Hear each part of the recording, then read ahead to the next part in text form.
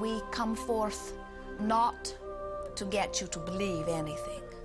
We see great diversity in that which you believe. And in all of that, there is perfect balance. And so we come forth not to alter your beliefs, but to reacquaint you with the eternal laws of the universe.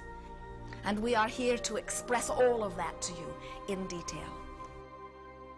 Let's talk a little bit about the nature of desire from, now don't get freaked out, a quantum physics point of view. Oh my God, this is going to talk about physics. I don't want to listen. Relax. You're going to enjoy this.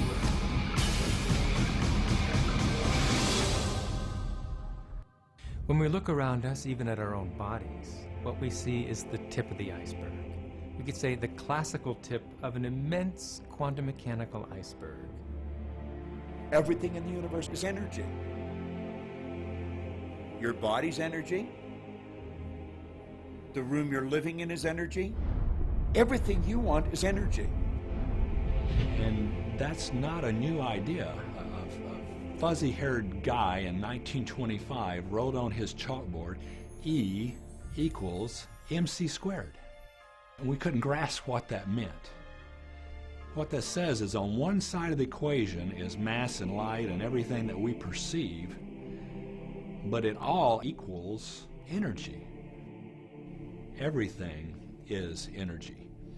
And let me help you understand that just a little bit.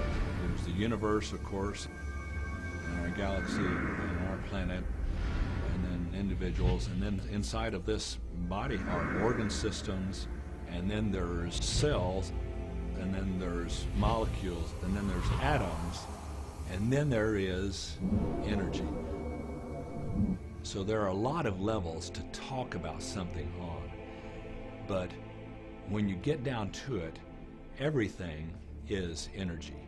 There's enough energy sitting in there, in one atom, to do amazing things, to possibly even open up the doorways to lighting an entire city. Think of this for a moment. Take your hand and look at it. Now your hand looks solid, but it's really not.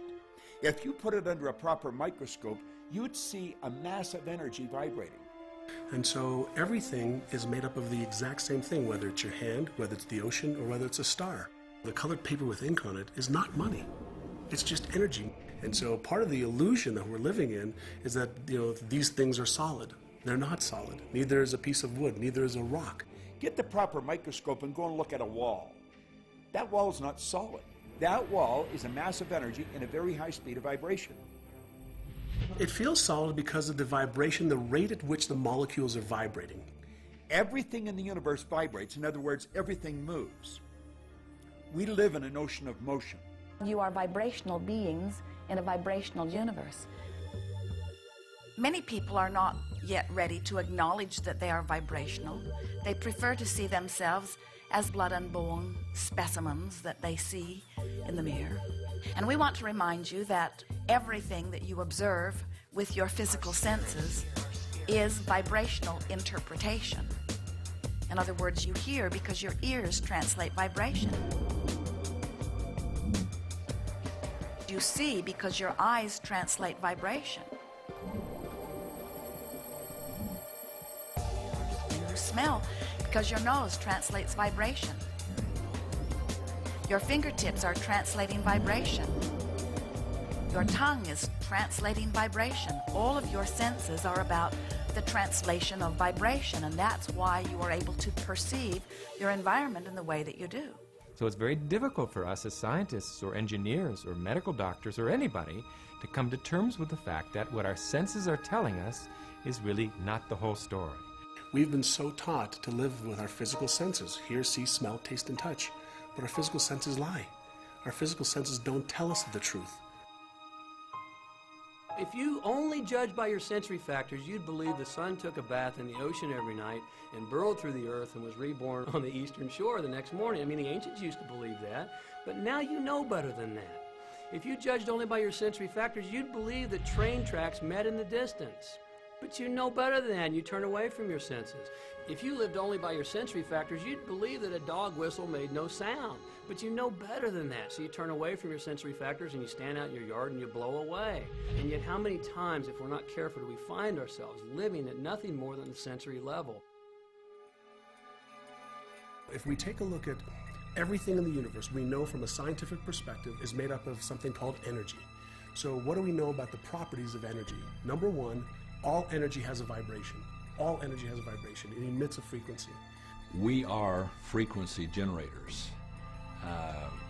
If you get close to someone's skin, you can feel infrared energy being given off. If you look at them, you're seeing light energy given off.